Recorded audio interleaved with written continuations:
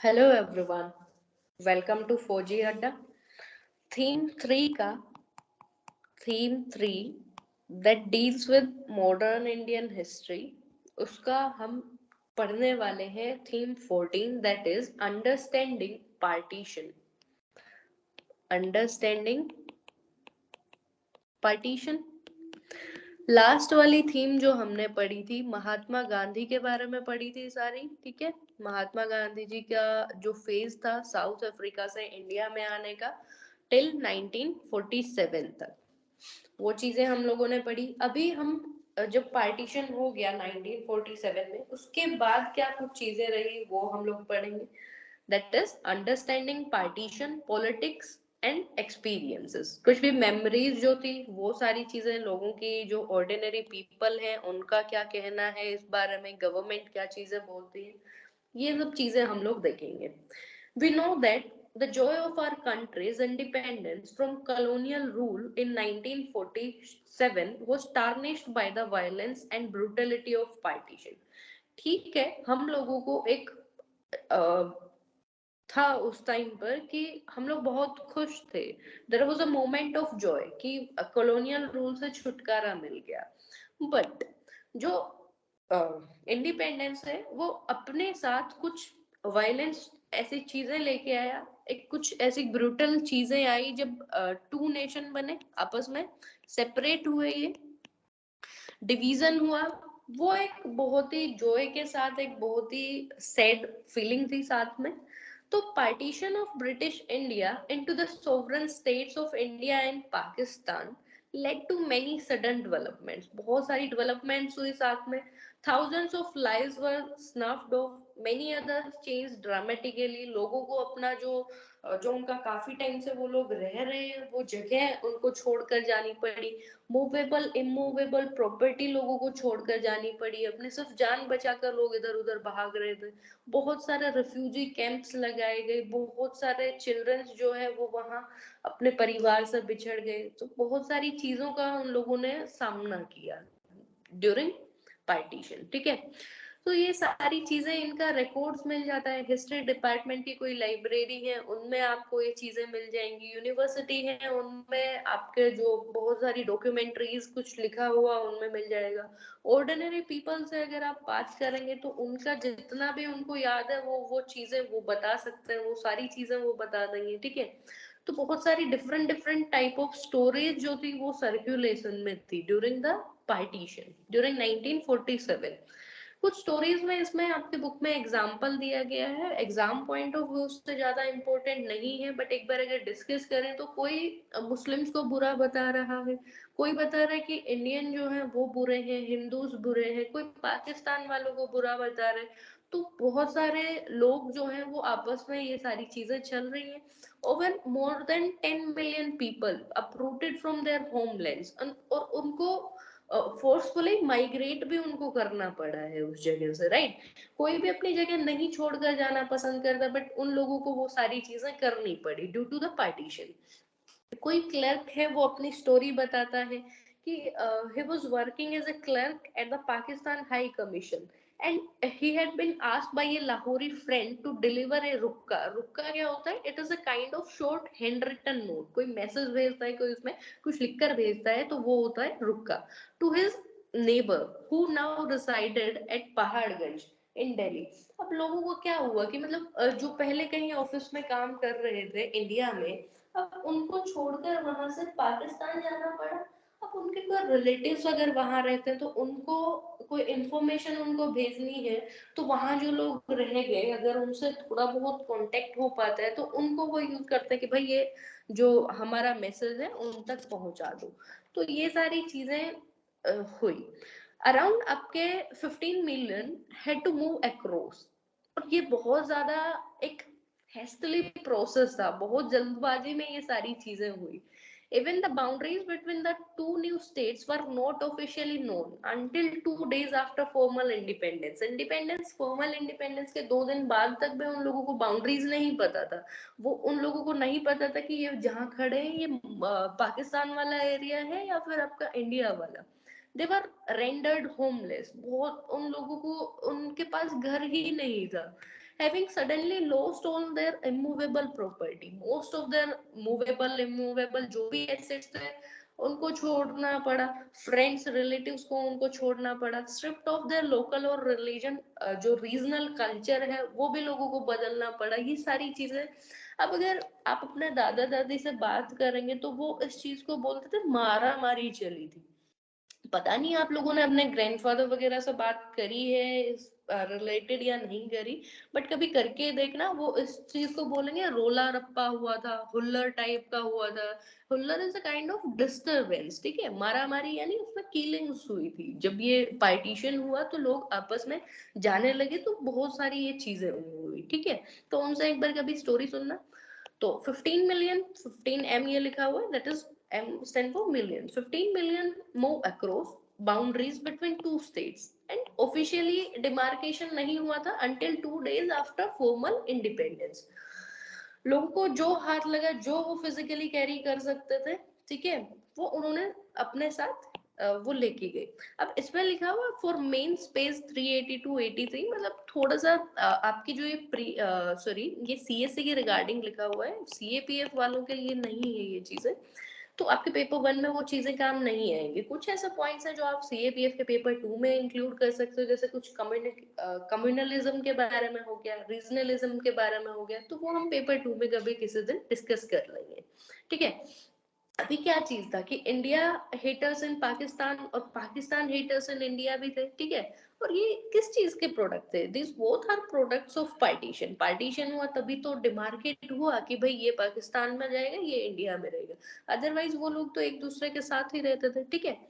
और बहुत सारी स्टडीज और हिस्टोरियंस है वो सजेस्ट करते हैं कि कुछ पाकिस्तानीज के लिए मुस्लिम्स बेकार थे, कुछ मुस्लिम्स के लिए जो इंडियन हिंदूज थे वो बेकार हो गए। तो ये सारी चीजें, ये थ्योरीज फिर अपने आप बनने लगी। प्रीवियस चैप्टर में भी आपको बताया कि ये जो ऐसा 3 डॉट लगाकर जो भी चीजें होती हैं, तो ये आपका जो बुक के मार्जिन में जो आपका टेबल है, कोई पिक्चर है, उसके बारे में दिया होता है, तो उसके बारे में डायरेक्टली चीजें होती हैं। तो इसमें आपको मिलेगा दिसंबर 1916 लखनऊ पैक्ट कांग्रेस और मुस्लिम लीग के बीच में हुआ, between Congress and your Muslim league.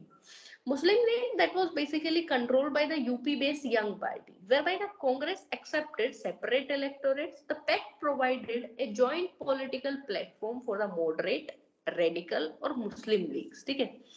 ये चीजें इसमें हो गई। उसके बाद हम पढ़ेंगे why and how did partition happen, क्यों हुआ और कैसे हुआ ये सारी चीजें, ठीक है। तो कुछ हिस्टोरियन सजेस्ट करते हैं कि जो both Indians and Pakistani suggest that Mohammad Ali Jinnah's theory that the Hindus and Muslim in colonial India constituted two separate nation can be projected back into medieval history. medieval time से इनकी जो ये थ्योरी थी, कुछ हिस्टोरियंस का मानना है सॉरी, शॉर्ट ये चीजें नहीं है, तो बहुत सारी डिफरेंट स्कॉलर्स की डिफरेंट अपनी थ्योरीज है। कुछ स्कॉलर्स के अकॉर्डिंग पार्टिसिपेशन उनको लगता है they suggest that separate electorates for Muslim जो प्रोवाइड किए थे 1909 में, और उनको एक्सपेंड किया गया था और कम्युनिटीज पे भी 1919 में। उनके वजह से ये सारा जो कम्युनल पॉलिटिक्स है ये सब चला है, ठीक है। कुछ लोगों का मानना है कि ड्यूरिंग द 1920s बहुत ज्यादा टेंशन आपस में लोगों में बढ़ी। मुस्लिम जो थे वो लोग इस चीज पर गुस्सा करते थे कि जो हिंदू आर्य समाज का एक इसमें एग्जाम्पल दिया गया कि आर्य समाज जो ब्रिंग बैक करना चाहता था हिंदू को, शुद्धि मूवमेंट जिसने चलाया था कि जो इस्लाम में कन्वर्ट हो चुके हैं उनको हिंदुइज्म में वापस लाना है। And it is a kind of Hindu reform organisation. Arya Samaj एक North Indian Hindu reform organisation है आपका, North India Hindu reform organisation. Late 19th early 20th century के अराउंड आपका पर्टिकुलरली एक्टिव रहा ये पंजाब में, particularly active in your Punjab. इसका जो मेन एम मोटो जो है that is to revive Vedic learning. अब रिवाइव क्या होता है? रिवाइव मतलब दोबारा से लाना कोई भी चीज, जो वैदिक टाइम की जो पीरियड का जो लर्निंग है उसी को ये दोबारा से लाना चाहते थे, ठीक है। And combine it with modern education in the science, modern education in the science. तो ये था आर्य समाज का मोटो। तो जो मुस्लिम जो पीपल थे वो जो मस्जिद के बाहर इनका ये शुद्धि मूवमेंट का काउ प्रोटेक्शन के लिए कुछ भी गाना बजाना चलता था, तो उससे एंग्री, मतलब उससे गुस्सा हो जाते थे। तो बहुत सारी चीजें ऑल टुगेदर होने लगी। तो कोई भी एक क्लियर रीजन नहीं है इस चीज का, ठीक है। और जो हिंदू जो लोग थे, Hindus were angered by the rapid spread of Tabligh. Tabligh यानी प्रोपोगेंडा, ठीक है। कोई भी ऑर्गेनाइजेशन इनका मुस्लिम्स का, इसके प्रोपेगेंडा से, ऑर्गेनाइजेशन से ये हिंदू लोग जो थे वो गुस्सा होने लगे। तो yet it would be incorrect to see partition as the outcome of simple unfolding of communal tension। तो सिर्फ कम्युनल टेंशन की वजह से पार्टीशन हुआ, ये तो कहना बहुत ही गलत हो जाएगा, ठीक है। एक मेन आपका जो गरम हवा एक मूवी बनी पार्टीशन पे, जो उसके जो लीडिंग कैरेक्टर्स है उन्होंने बोला कि communal Discord happened even before 1947। जो ये सांप्रदायिक तनाव था, जो कम्युनल डिस्कॉर्ड था, इवन बिफोर 1947 के भी है, but it had never led to the uprooting of millions from their homes। लेकिन किसी को ना अपने घर से बेघर नहीं किया, कोई पार्टीशन नहीं हुआ है इस चीज से, ठीक है। तो ये चीज यहाँ तक हम लोगों ने पढ़ ली। आपस में इन लोगों का ये टेंशन थे, ये बढ़ते गए। हिंदूज इस बात पर चिढ़े, मुस्लिम्स इस बात पर चिढ़ते गए। गर्म हवा का हमने पढ़ा, ठीक है। उसके बाद ये आपके पेपर 1 सीडीएस और सीएपीएफ इधर एनडीए के लिए इम्पोर्टेंट नहीं है, बट ये सीएपीएफ पेपर 2 वालों के लिए इम्पोर्टेंट हो जाता है थोड़ा सा, कि अगर उनको कम्युनलिज्म की डेफिनेशन कहीं लिखनी आ जाए। तो कम्युनलिज्म जो होता है, it refers to a politics that seeks to unify one community around a religious identity in hostile opposition to another। एक कम्युनिटी को दूसरी रिलीजियस कम्युनिटी के अपोजिशन में, एक it is a kind of politics जिसमें जो धार्मिक जो समुदाय होते हैं ना, उनके आपस में, मतलब उनके बीच में विरोध पैदा करना, ठीक है। और ये लोग चाहते हैं कि तो धार्मिक पहचान है वो मजबूत बने, ये सारी चीजें। It seeks to define this community identity, एक फंडामेंटल है, फिक्स्ड है ये, ठीक है। And it attempts to consolidate this identity and present it as natural, like as कि पीपल इसके साथ ही बोर्न हुए हैं, यही उनकी आइडेंटिटी है। तो ये चीज हो गया। And communalism nurtures a politics of हेटेड फॉर एन आइडेंटिफाइड, ठीक है। तो पॉलिटिसाइजेशन करना रिलीजियस आइडेंटिटी का is known as communalism that seeks to promote conflict between religious communities के बीच में conflict हो जिसकी वजह से, राइट। तो ये आप पेपर 2 में आप लिख सकते हैं, सीएपीएफ के पेपर 2 में आप ये कम्युनलिज्म की डेफिनेशन लिख सकते हैं। नेक्स्ट इसमें आता है मुस्लिम लीग के बारे में। मुस्लिम लीग अगर आप लोगों से पूछा जाए, इनिशियली स्टार्ट हुई थी ढाका में, ठीक है, 1906 में। उसके बाद जो UP based, United province based जो मुस्लिम एलाइट्स थे, उन्होंने इसको टेक ओवर कर लिया। किसको? मुस्लिम लीग को। Here M stands for Muslim, LEG stands for League, Muslim League, ठीक है, ऑलराइट। तो the party begins to make demands for autonomy for the Muslim majority area of the subcontinent। Starting में कोई partition की demand नहीं हुई थी, but इन्होंने ऑटोनॉमी मांगी थी जो मुस्लिम मेजोरिटी एरिया है सब कंटिनेंट का। हम पढ़ेंगे कौन कौन सा एरिया है वो।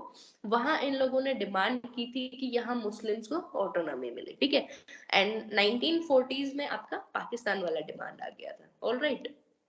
उसके बाद हम पढ़ते हैं जो प्रोविंशियल इलेक्शन हुए 1937 के, और उसमें कुछ कांग्रेस मिनिस्टर्स ने कैसे गवर्नमेंट बनाई, कैसे उन्होंने रिफ्यूज कर दिया मुस्लिम लीग को उनके साथ मिलकर गवर्नमेंट बनाने के लिए, वो सारी चीजें हम लोग पढ़ेंगे। उससे पहले एक बार एक देख लेते हैं हिंदू महासभा के बारे में। It is founded in 1915। Basically नाम है हिंदू महासभा, तो ऑब्वियस सी बात है हिंदू पार्टी, ठीक है। that remained confined to North India। अब एग्जाम में आपसे क्या पूछा जाएगा? It was spread all over the India. वो स्टेटमेंट गलत हो जाएगा, बिकॉज हमने पढ़ा है भाई, डायरेक्टली पढ़ा है हमने, एनसीईआरटी से डायरेक्ट लाइन पढ़ी है कि it was largely remained confined to North India only, ठीक है। एम क्या था? हिंदू जो थे उनको यूनाइट करना by encouraging the Hindus to transcend the division. जो जाति का डिवीजन है उसको खत्म करके सबको, हिंदूज को आपस में यूनाइट करना, ठीक है। ये सारी चीजें ऑलराइट, ये था आपका हिंदू महासभा का। अभी हम लोग पढ़ते हैं जो कांग्रेस मिनिस्ट्रीज कहाँ कहाँ इन्होंने फॉर्म करी, कहाँ इन्होंने रिफ्यूज कर दिया मुस्लिम लीग को साथ लेने से। 1937 के जो आपके इलेक्शन हुए प्रोविंशियल लेजिस्लेचर्स के were held for the first time. Only about 10 to 12% of the population enjoyed the right to vote. हमने पढ़ा था प्रीवियस चैप्टर में भी, बहुत ही लिमिटेड फ्रेंचाइजी थी, ठीक है। बहुत कम जो पीपल थे सोसाइटी के, ओनली अराउंड पॉपुलेशन का 10 से 12%, ठीक है, उनको वोट करने का राइट था। The Congress did well in the elections, winning an absolute majority in 5 out of 11 provinces. 11 में से 5 प्रोविंस में कांग्रेस ने एब्सोल्यूट मेजोरिटी से सारी सीटें वहां जीत ली। And forming the government in 7 में उन्होंने गवर्नमेंट बना ली, ठीक है। It did badly in the constituency reserve for Muslims.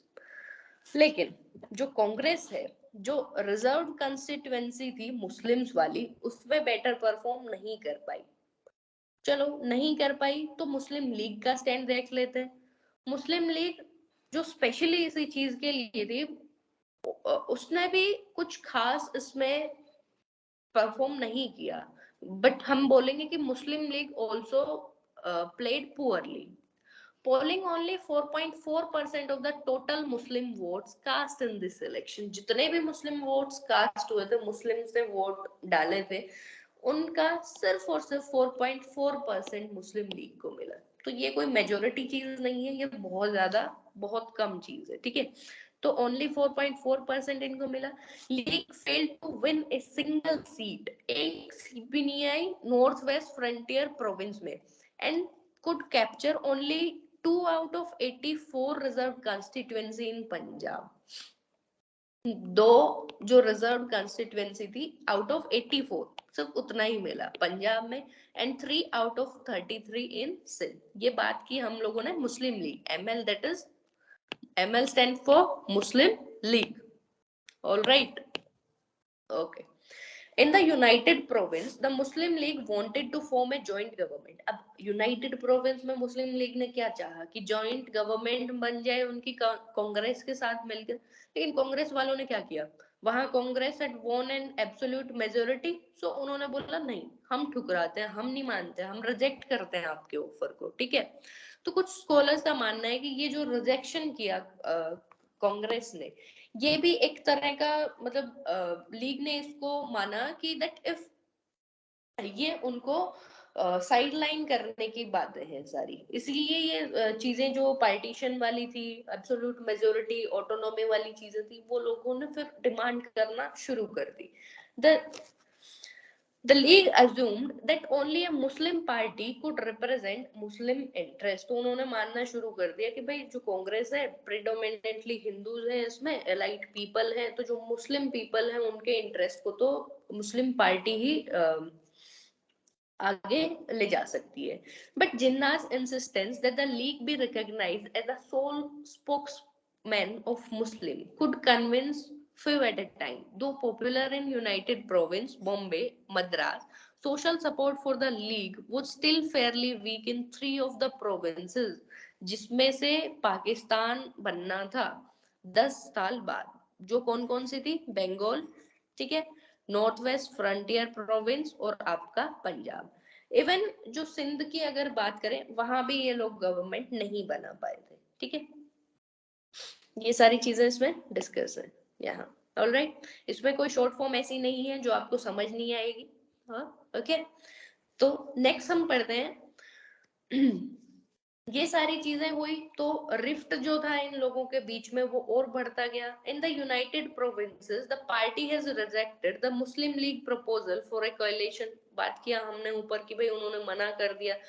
अब बोलते कि ये किस लिए मना कर दिया, because the League tended to support landlordism. League जो है, जैसे हमने पढ़ा कि मुस्लिम लीग को यूपी बेस्ड मुस्लिम एलाइट्स ने टेक ओवर कर लिया था, ठीक है। तो ये लैंडलॉर्ड्स जो थे उनको सपोर्ट करती थी, लेकिन जो कांग्रेस है वो उस चीज को अबोलिश करना चाहती थी। ऑल्दो कांग्रेस ने भी अभी तक कोई ऐसे कंक्रीट स्टेप्स लिए नहीं थे उनको अबॉलिश करने में, ठीक है, और ना ही कांग्रेस ने अभी तक कुछ ऐसा अचीव किया था कि जो उन्होंने मुस्लिम मास कॉन्टेक्ट प्रोग्राम चलाया था उसमें भी उन्होंने कुछ खास अच्छा अचीव नहीं किया था, ठीक है। ओके ये हो गया, नॉट अलाउड टू ज्वाइन, ये चीजें हमने पढ़ ली। फिर उसके बाद मौलाना आजाद ने आवाज उठाई कि भाई जो इम्पोर्टेंट कांग्रेस लीडर्स है 1937 में, वो 1937 तक that member of Congress were not allowed to join the League, League नहीं ज्वाइन कर सकते, लेकिन कांग्रेस वाले हिंदू महासभा में तो बहुत एक्टिव है। हिंदू महासभा हमने पढ़ा, हिंदू महासभा 1915 में फाउंड हुई, हिंदू पार्टी है, confined to North India, aim था यूनाइट, हिंदूज को यूनाइट करे, जो कास्ट डिवीजन है उसको हटाकर हिंदूज को आपस में जोड़े।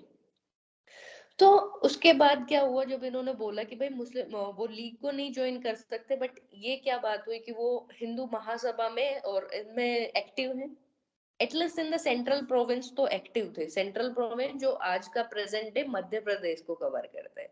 तो फिर दिसंबर 1938 में कांग्रेस वर्किंग कमेटी ने डिक्लेयर किया कि भाई जो कांग्रेस मेंबर्स है कुडंट बी मेंबर्स ऑफ महासभा, अब से वो महासभा के मेंबर्स नहीं होंगे।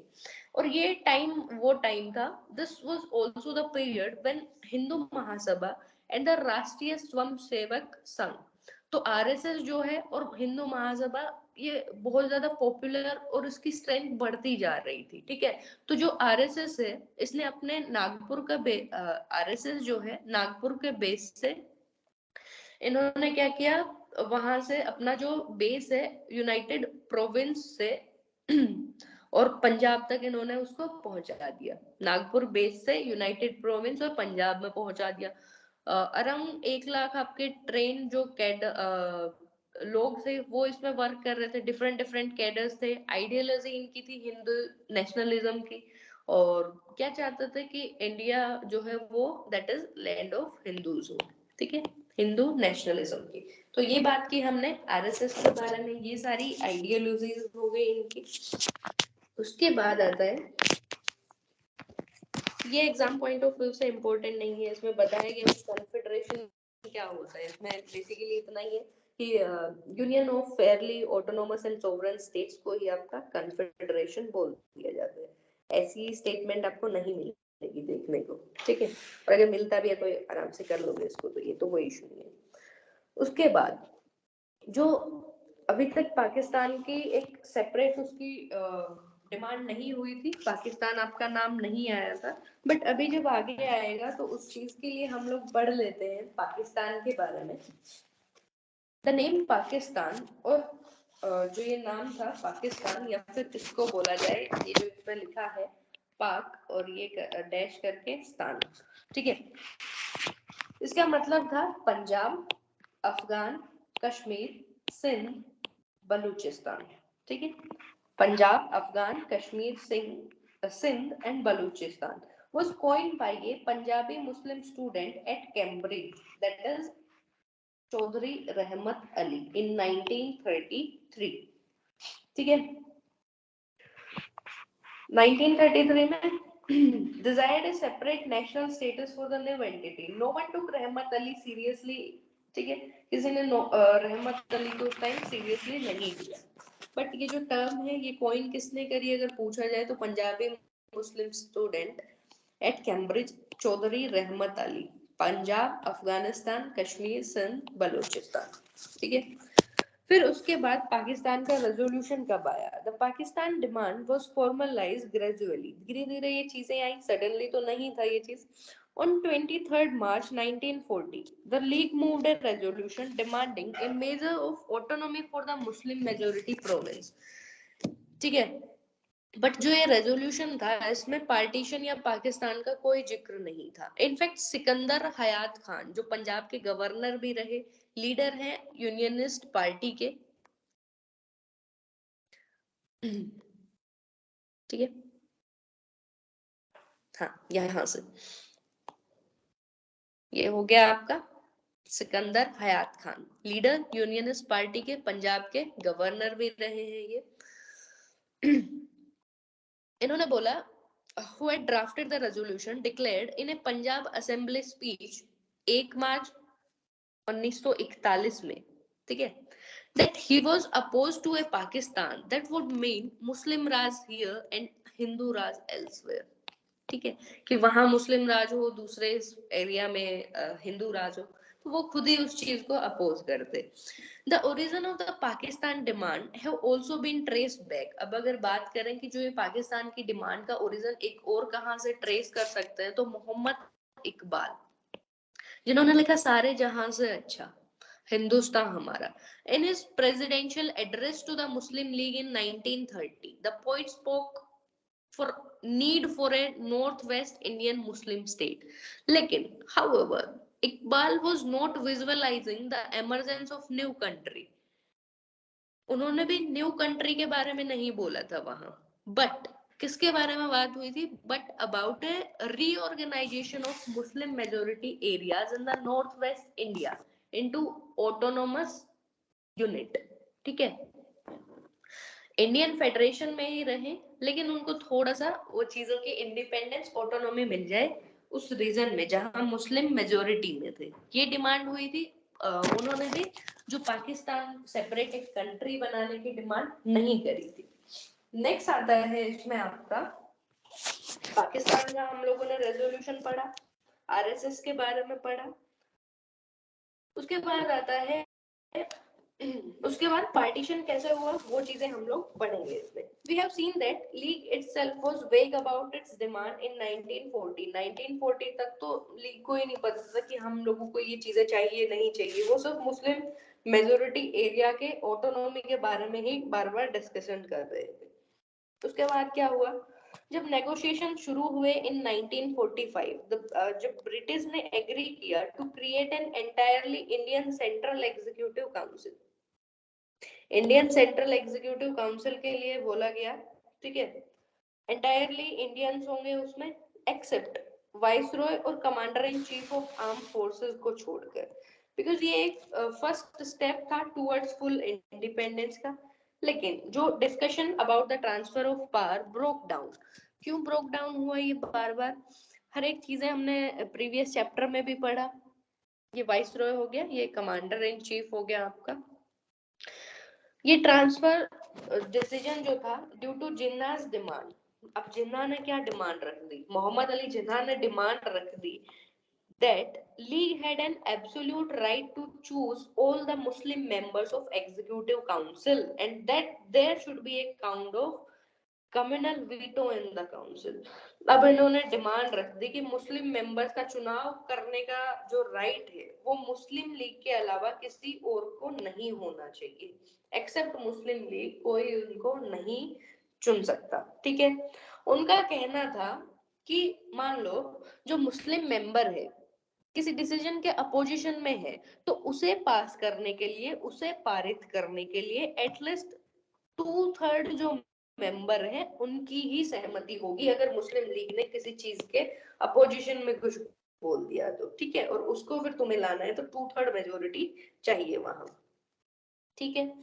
तो ये जो लीग की जो फर्स्ट डिमांड थी जो इन्होंने बोला एब्सोल्यूट राइट वाला, it is a kind of quite extra ordinary because for a large section of nationalist Muslims supported the Congress and जो वेस्ट पंजाब मेंबर्स थे यूनियनिस्ट पार्टी के, यूनियनिस्ट पार्टी जो पंजाब में थी प्रीडोमिनेंटली एक पॉलिटिकल पार्टी जो कि रिप्रेजेंट करती है हिंदू मुस्लिम और सिख जो पंजाब में लैंड होल्डर्स हैं उनके इंटरेस्ट को। पर्टिकुलरली पावरफुल जो फेज रहा इसका 1923 से पार्टी का, यूनियनिस्ट पार्टी का 47 तक, तो वहां जो पंजाब का जो था West Punjab members of Unionist parties were largely Muslims. तो जो ब्रिटिश थे उनका कोई इंटेंशन नहीं था कि भाई वो इतने पावरफुल लोगों को यूनियनिस्ट जो वहां मुस्लिम्स थे जो वहां स्टिल वो पंजाब गवर्नमेंट को कंट्रोल करते हैं और वो लॉयल थे ब्रिटिश के टूवर्ड्स, तो उनको मतलब चिढ़ाने का, अनोय करने का ब्रिटिश का कोई इंटेंशन नहीं था उस टाइम पर, ठीक है। उसके बाद उसके बाद फिर से प्रोविंशियल इलेक्शन हुए 1946 में। कांग्रेस ने जो जनरल कंस्टिट्यूएंसी थी बहुत अच्छा परफॉर्म किया, ठीक है। 91.3% ऑफ नॉन मुस्लिम वोट्स उनको गए। और जो लीग की जो सक्सेस थी रिजर्व कैटेगरी में, रिजर्व जो सीट्स थी वहां पे उसने भी बहुत अच्छे से परफॉर्म किया। Muslim League won 30 reserve constituency in the center and with 86% of Muslim vote, जो मुस्लिम्स ने वोट किए थे 86% ऑफ मुस्लिम वोट उनको गए। And 442 out of 509 seats in the province मिली आपकी मुस्लिम लीग को, ठीक है। तो 1946 में ही ये मुस्लिम लीग एक डोमिनेंट पार्टी बनी अमंग द मुस्लिम जो वोटर्स हैं उनमें। फ्रेंचाइजी वही एक्सट्रीमली लिमिटेड थी, 10 से 12% जो पॉपुलेशन का था उनको राइट टू वोट था, ठीक है। ये यूनियनिस्ट पार्टी के बारे में हो गया, प्रोविंशियल इलेक्शन के बारे में हो गया। ये चीजें बहुत ज्यादा एग्जाम के लिए इंपॉर्टेंट नहीं है, ये डेटा याद करना जरूरी नहीं है आपको कि कितनी 442 509 में से आई है, कितनी सीट्स उनको आई। ये जस्ट अ काइंड ऑफ कि भाई 1946 में अगर आपसे पूछ लिया जाए, बोल दिया जाए कि मुस्लिम लीग ने बहुत बेकार परफॉर्म किया तो वो चीज गलत हो जाएगी, ऑलराइट। तो इसमें ये हो गया कि 1946 में जब ये प्रोविंशियल इलेक्शन हुए तो उन्होंने बहुत अच्छे से परफॉर्म किया, मुस्लिम लीग ने भी और कांग्रेस ने भी। उसके बाद in March 1946 the British cabinet sent a 3-member mission to Delhi to examine the league's demand, ठीक है, and to suggest a suitable political framework कि अगर पार्टीशन ना किया जाए तो उसका क्या अल्टरनेटिव कुछ हो सकता है। तो अगर वो चीजें अगर ये लोग देख पाते हैं तो उस चीज के लिए एक मिशन पर इनको 3 मेंबर्स को भेजा गया, ठीक है। द कैबिनेट मिशन ने पूरा 3 महीने कंट्री को घूम कर देखा। रिकमेंडेशन इन्होंने दी a loose 3 tier confederation. India was to remain united, India को यूनाइटेड रहने दिया जाए, ठीक है। रिकमेंड किया 3 tier confederation, India remain united, ठीक है। It was to have a weak central government controlling only foreign affair, जो सेंट्रल गवर्नमेंट है उसके अंडर होना चाहिए फॉरेन अफेयर, डिफेंस और communication with the existing provincial assemblies. और जो प्रोविंशियल असेंबलीज हैं उनको बोला गया कि 3 सेक्शन में डिवाइड किया जाए while electing the constituent assembly. Section A Hindu majority जो प्रोविंस हो गई, section B Muslim majority, section B and C हो गया Muslim majority province of north west और नॉर्थ ईस्ट। बी में तो हो गया आपका नॉर्थ वेस्ट का, और सी में हो गया जो मुस्लिम मेजोरिटी प्रोविंस है नॉर्थ ईस्ट की, इंक्लूडिंग आसाम वाला एरिया, ठीक है। Sorry. Initially all the major parties accepted this plan, but ये सारा बहुत ही तामझाम बहुत छोटे टाइम के लिए। जो लीग है अब उसको क्या चाहिए, the League wanted the grouping to be compulsory with section B and C, developing into strong entities with the right to secede from the union। Secede क्या होता है, मतलब to withdraw formally from an association, किसी भी association से मतलब हट सकते हैं, पीछे निकल सकते हैं, ठीक है। तो मुस्लिम लीग ने चाहा कि ये इनके पास राइट होना चाहिए। और जो कांग्रेस क्या चाहती थी, Congress wanted that province be given the right to join a group. It was not satisfied with the mission's clarification that grouping would be compulsory, कि ग्रुपिंग पहले कंपल्सरी होगी लेकिन बाद में प्रोविंस के पास राइट होगा, right to opt out after the constitution had been finalised. Ultimately क्या हुआ, जब कोई नहीं मान रहा है इस चीज को, therefore neither the League nor the Congress agreed to the cabinet mission के प्रपोजल को किसी ने नहीं माना, ठीक है। इसके बाद क्या होना था, पार्टीशन जो है मोर और लेस इनएविटेबल था, रोका ही नहीं जा सकता था, ठीक है। With most of the Congress leaders agreeing to it, saying it is tragic but unavoidable. बहुत एक ट्रेजिक है ये लेकिन अनअवॉइडेबल है। सिर्फ आपके महात्मा गांधी और Khan Abdul Ghaffar Khan of North Western Frontier Province, जिनको फ्रंटियर गांधी के भी नाम से जाना जाता है, ये फर्मली अपोज करते रहे पार्टीशन के आइडिया को, ठीक है। उसके बाद ये आपका जो एबीसी वाला जो ग्रुपिंग है उसका मैप है। एक बार एनसीईआरटी से रेफर कर लेना। ये सेक्शन ए, यहाँ आपका सेक्शन ए, ये सेक्शन बी वाला, ठीक है। और यहाँ नॉर्थ ईस्ट वाले इंक्लूडिंग असम जो हमने पढ़ा section C, Muslim majority area, Muslim majority, और ये हिंदू मेजोरिटी, ठीक है। ये एक बार एनसीईआरटी से आप लोग रेफर करेंगे, पिक्चर थोड़ा सा वहां क्लियर दिखेगा आपको, वहां से देखना। टुवर्ड्स पार्टीशन के चलते चलते भाई मुस्लिम लीग ने डिसाइड कर लिया कि डायरेक्ट एक्शन डे हम तो लेंगे for winning its Pakistan demand. It announce कर दिया कि 16 अगस्त 1946 को direct action day. On this day riots broke down in Calcutta, बहुत बहुत ज्यादा लंबे टाइम तक चले। बाई मार्च 1947 वायलेंस जो था नॉर्थ इंडिया में ऑलमोस्ट स्प्रेड हो चुका था। मार्च 1947 में ही कांग्रेस की हाई कमांड ने वोट किया कि भाई चलो डिवाइड कर देते हैं पंजाब को into two equal halves, one with Muslim majority and the other with Hindu, और जो सिख मेजोरिटी वहां रहते थे, तो डिवाइड कर दिया जाए, ठीक है। And it asks for the application of a similar principle to Bengal, Bengal वाला एरिया में भी सेम चीज की जाए। तो इन्होंने बोला कि भाई चलो डिवाइड करते हैं मुस्लिम मेजोरिटी और हिंदू मेजोरिटी एरिया में, और सेम आपका बंगाल में किया जाए। बंगाल का अगर एग्जांपल देखें, in Bengal to a section of bhadralok Bengali Hindus who wanted political power to remain with them, उन लोगों का उन लोगों की डिजायर, उन लोगों के डिजायर थे कि उन्हीं के पास पॉलिटिकल पावर रहने दिया जाए, ठीक है। Begin to fear the permanent tutelage of Muslims, मतलब परमानेंट मुस्लिम्स का गुलाम बनना, इनके उनके एक लीडर्स ने एक ऐसी ये स्टेटमेंट दे दी थी। Since they were in a numerical minority, वो वहां माइनॉरिटी में थे, तो उन्होंने उनका ये फील करना लाजमी था कि सिर्फ डिवीजन जो होगा इस प्रोविंस का, उसी से उनको पॉलिटिकल डोमिनेंस मिलेगा कि मुस्लिम अलग हो जाए और वो फिर माइनॉरिटी में ना रहे, ये जो भद्र लोग बंगाली हिंदूज थे। तो ये भी लोग चाहते थे कि डिवीजन हो जाए प्रोविंस का, बंगाल प्रोविंस का डिवीजन हो जाना चाहिए। Alright, just a second.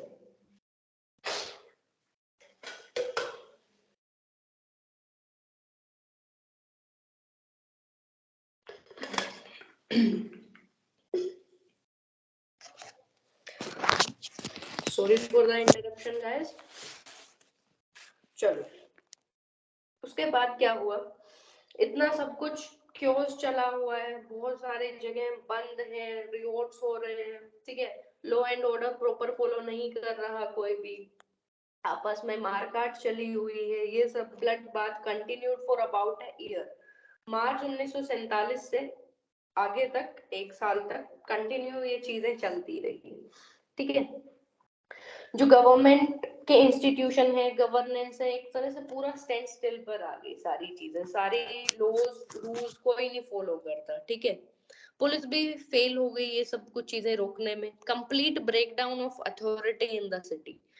Last में ब्रिटिश ऑफिशियल्स ने क्या बोला कि भाई जाओ कांटेक्ट करो, महात्मा गांधी से मिलो, नेहरू से मिलो, जिन्ना से मिलो जो मुस्लिम लीग वाले थे, और पटेल साहब से मिलो, वही आप लोगों के लिए कुछ कर पाएंगे, तो जाओ वहां पहुंचो, ठीक है। पहुंचते हैं लोग, फिर एंट्री होती है the one man army, that is Mahatma Gandhi. 77 साल के ओल्ड गांधी जी आपके, उन्होंने डिसाइड किया कि भाई छोड़ो, बाकी सबको छोड़ो, मैं अपना सब कुछ इसमें लगाता हूँ। He moved from the villages of Noakhali, जो कि ईस्ट बंगाल में है, प्रेजेंट डे बांग्लादेश में है। विलेज टू विलेज वो गए, बिहार में पहुंचे, और ये जो आपका ईस्ट बंगाल है यहाँ पहुंचे, बहुत सारे कलकत्ता के जो एरियाज है वहां पहुंचे, दिल्ली में पहुंचे, सब जगह पहुंचते उन्होंने एफर्ट लगाए टू स्टॉप हिंदू और मुस्लिम जो आपस में एक दूसरे को मारकाट कर रहे थे, वो सब चीजें रोकने के लिए इन्होंने पूरे एफर्ट्स लगाए। इन अक्टूबर 1946 Muslims in East Bengal targeted Hindus. Gandhiji visited the area उन्होंने वो एरिया विजिट किया, बाई फुट वो वहां से चलते गए, लोकल जो मुस्लिम्स था उनसे उनको परसुएड किया कि भाई वो गारंटी करें जो हिंदूज की सेफ्टी है। तो पर्सन टू पर्सन इन्होंने खुद से जाके वो सारी चीजें की। एक एक दिल्ली के मुस्लिम का एग्जांपल आता है, दिल्ली मुस्लिम साहिद अहमद दहलावी।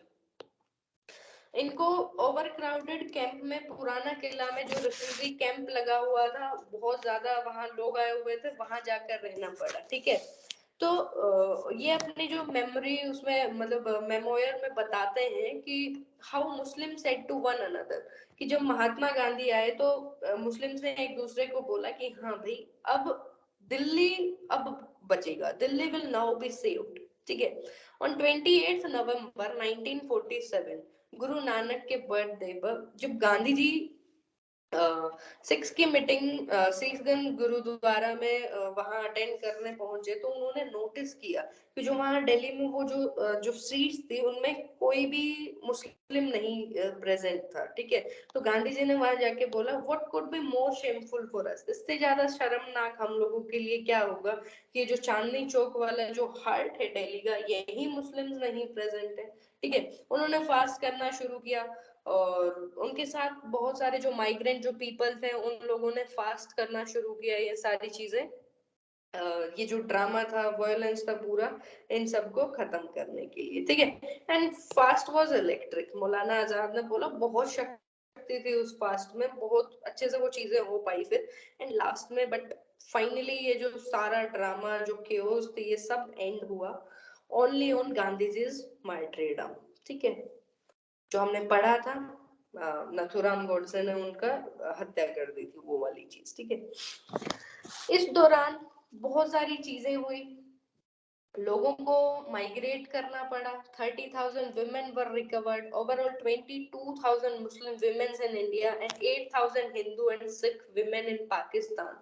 एक ऑपरेशन जब हुआ 1954 में, तब मिले ये सब चीजें। ठीक है, male died in large number in violence of rioting. ठीक है, कुछ स्टोरी सर्कुलेट होती हैं, फिर चलो एक एक चीज पढ़ लेते हैं इसमें स्टोरी में ना।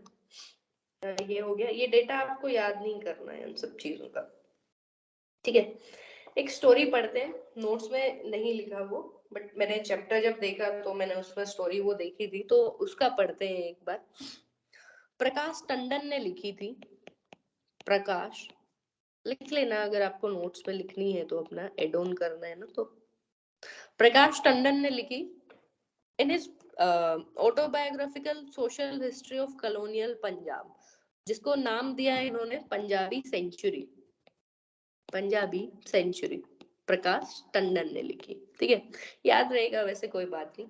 इसमें एक लव स्टोरी बताई गई कि जो एक सिख लड़का है वो कैसे इस भगदड़ में सारे इन सबको मना के एक मुस्लिम लड़की को अपने साथ ले जाने के लिए हाँ करवा लेता है कि चलो ठीक है हम लोग रहेंगे, शादी वादी कर लेते हैं, बच्चे हो जाते हैं। लेकिन उसके बाद कुछ जो रिफॉर्मर्स होते हैं, जो सोशलिस्ट जो लोग होते हैं, वो करते हैं कि भाई जो हिंदू है वो हिंदू के पास उनके पास पहुंचाया जाए, मुस्लिम के लोग हैं उनको उनके पास पहुंचाया जाए। तो इसके चलते उन दोनों को अलग होना पड़ सकता था। तो वो शहर टू शहर डिफरेंट लोकेशंस पर घूमते रहते हैं। लास्ट में क्या होता है कि वो एक गड्ढा खोदता है, उसमें अपनी जो वाइफ है उसको लिटाता है और उसकी डिलीवरी होने वाली होती है बच्चे की। तो उस टाइम भी वो उसको हॉस्पिटल नहीं ले जाता, इस डर की वजह से कि कोई जो ऑफिशियल्स है वो उसको उसकी वाइफ को उससे खो ना ले। ठीक है, तो बहुत सारी मिजरेबल स्टोरीज हैं, मिजरीज हैं लोगों की, ये सारी चीजें कवर हुई उस टाइम। ठीक है, तो एक चीज आती है फिर male died in large number, हमने पढ़ा। मेस्क्युलिनिटी के बारे में एक चीज आती है, जो नॉर्थ इंडिया है वहां बहुत सारे जमींदार जो लोग रहते थे, वो डिफाइन करते थे कि जन और जमीन, जन यानी विमेन और जमीन आपकी हो गई लैंड। ठीक है, जन विमेन कि इनको प्रोटेक्ट करना उनकी जो जो मेल है आदमी है उसकी जिम्मेदारी है। और जो जन और जमीन के मालिकाने से तय होने लगी कि भाई वो कितना पावरफुल है, कितना रेस्पेक्ट होगा इसका, तो ये सारी जो सब चीजें थी वो मेल जो होता है उसके ऊपर आने लगी ये सब। ठीक है, at times therefore when the men feared that their women उनकी जो वाइफ है, डॉटर है, सिस्टर है, वो वायलेटेड बाय द एनिमी, वो खुद ही उनको मार दिया करते थे। तो ऐसी एक स्टोरी के बारे में डिस्कशन हुआ है उर्वशी बुटालिया की बुक में, अदर साइड ऑफ साइलेंस। अब एग्जाम में पूछ लिया जाए अदर साइड ऑफ साइलेंस, अब कुछ लोग तो बैठे रहेंगे कि ये तो मैम लास्ट 6 मंथ के करंट अफेयर्स में भी नहीं आया, तो शायद ये 1 साल का करंट अफेयर्स हम लोगों से पूछ लिया कि भाई ये बुक का ऑथर कौन है। तो ये बुक का ऑथर आपको मिलेंगे कि themes in Indian history part 3 में जब आप पढ़ोगे अंडरस्टैंडिंग पार्टीशन वाला चैप्टर, तो वहां से आपको अंडरस्टैंडिंग इस चीज की बनेगी कि उर्वशी बुतालिया की book other side of silence, जिसमें इन्होंने एक इंसिडेंट कोट किया है। थोआ खालसा जो रावलपिंडी डिस्ट्रिक्ट में है, 90 वुमेन ने वॉलेंट्री जो कुआं है उसमें जंप करके अपनी जान दे दी, बजाय कि वो एनिमी के हाथ लगे। ठीक है, तो ये सारी चीजें हुई, ये सब चीजें चलती गई। There were a lot of large number of people killing हुआ कलकत्ता में, नोआखाली में 1946 में। लेकिन जो पार्टीशन था सबसे ब्लडी और डिस्ट्रक्टिव हुआ आपका पंजाब में। Most of these Urdu speaking people known as Muhajirs. Muhajirs क्या होते हैं? माइग्रेंट्स को बोलते हैं। मूव टू कराची, हैदराबाद, सिंध, ये रीजन में लोग जाने लगे। ठीक है, कार्नेजेस क्या होता है? Killing of large number of people, Calcutta में हुआ। ठीक है, पार्टीशन मोस्ट ब्लडी इन पंजाब। उर्दू स्पीकिंग मुजाहिद यानी माइग्रेंट्स। ठीक है, ये जाने लगे इधर उधर। रिफ्यूजी कैंप हम लोगों ने पढ़ा कि पुराना किला में दहलावी के बारे में पढ़ा था, वहां हम लोगों ने देखा कि रिफ्यूजी कैंप लगाया गया। ठीक है, furthermore, unlike the Punjab, the exchange of population in Bengal was not near total. Many Bengali Hindus remain in East Pakistan, और कुछ जो बंगाली मुस्लिम्स थे वो वेस्ट बंगाल में कंटिन्यू रहते थे। फाइनली बंगाली मुस्लिम्स जो ईस्टर्न पाकिस्तानीज थे उन्होंने रिजेक्ट कर दिया कि ये जो मोहम्मद अली जिन्ना की जो ये टू नेशन थ्योरी है, इससे हम लोग निकलते हैं बाहर, and they break away from Pakistan and creating Bangladesh. कब? 1972 में, 1971 में। ठीक है, ओके, ये चीजें हो गई। इन्होंने जिन्ना की जो टू नेशन थ्योरी है इसको हटा दिया और पाकिस्तान से अलग हो गए, बांग्लादेश बन गया 1971 में। ऑलराइट, उसके बाद विमेन की हम लोगों ने स्टोरी पढ़ ली। टारगेट पढ़ लिया। सादत हसन मानतो, उर्दू पोइट, जिन्होंने बुक लिखी सियाह हाशिए ब्लैक मार्जिन। सिर्फ इतना ही याद रखना है, इसके बारे में और चीजें याद नहीं रखनी। उसके बाद कुछ और जो इम्पोर्टेंट जो राइटर्स हैं, बहुत सारे नाम है इसमें, बट कुछ आपको पढ़ने नहीं। अमिताभ घोष आपका जैसे इंग्लिश के लिए, दिनेश दास बंगाली, फैज अहमद फैज उर्दू, अमृता प्रीतम पंजाबी। ठीक है, अमिताभ घोष तो आपको करंट अफेयर्स में भी मिल जाएगा। ठीक है, फैज अहमद फैज ऐसे याद रख लो, उर्दू नाम है थोड़ा सा। ठीक है, प्रीतम प्रीतम करके पंजाबी याद रख लो। सियाह हाशिए सादत हसन मानतो, उर्दू पोइट। ठीक है, तो इसमें यही है पेन पार्टीशन का जो हेल्प ह्यूमैनिटी हार्मनी, ये सारी चीजें हैं, ये सब इन लोगों ने अपनी ये जो पोइम्स हैं बुक्स है इसमें लिखी हुई है। ठीक है, जैसे कोविड के टाइम में कोटा में जो पीयर टू पीयर जो फीलिंग थी, एक आपका आर्ग्यूमेंट भी बना था इस पे अभी सीएपीएफ के पेपर में, कि जो सोशल फीलिंग है उन सब के बारे में कैसे वो चीजें फैलती हैं, तो उस टाइम भी ये सारी चीजें चली हुई थी।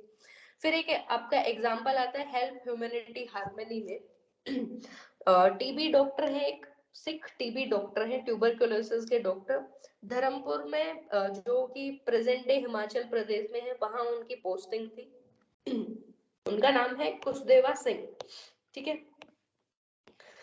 कराची, लंदन, ये सारी चीजें, ये सारी जगह इन्होंने विजिट करी। उन्होंने लिखा love is stronger than hate, A remembrance of 1947।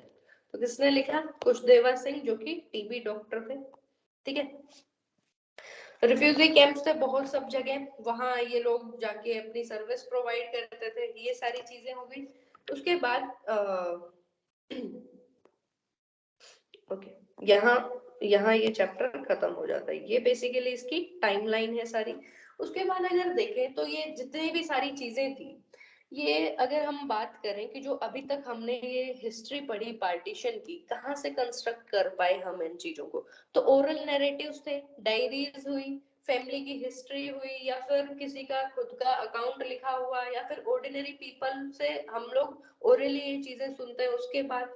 लेकिन ये सब चीजें ना बहुत ज्यादा क्या चाहती है, साइकोलॉजिकल, इमोशनल और सोशल एडजस्टमेंट करनी पड़ती है।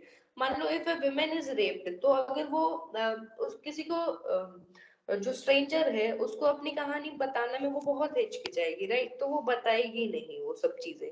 तो ये सब चीजें हमें रियलाइज करनी पड़ेंगी दैट ओरल डेटा जो है पार्टीशन का वो बहुत इजीली अवेलेबल नहीं है।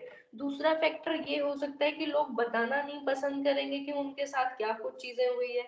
एक ये फैक्टर हो सकता है कि मान लो आपने अभी उनसे पूछा और अभी उनको वो याद नहीं आया, बाद में वो चीजें याद आई हो, या फिर उनकी मेमोरी से वो कुछ चीजें, पूरा तो नहीं होगा, कितना ब्लडी क्लाइमेक्स हुआ था, बट कुछ चीजें उनकी याददाश्त से धुंधली होती जाती है टाइम के साथ, तो वो चीजें भी वो लोग नहीं बता पाएंगे। और it is impossible to extract this kind of information from government document. Government का डॉक्यूमेंट जो वहाँ जो रिपोर्ट्स फाइल्स, कुछ पार्टीशन हुआ, कैसे हाई लेवल मीटिंग्स हुई, इन सब के बारे में बता सकते हैं, बट जो डे टू डे एक्सपीरियंस जो लोगों ने किया, जो गवर्नमेंट का ये डिसीजन था उसके बाद जो लोगों ने एक्सपीरियंस किया, वो डे टू डे एक्सपीरियंस आपको उन बुक्स में, डॉक्यूमेंट्स में, गवर्नमेंट के में नहीं मिलेगा।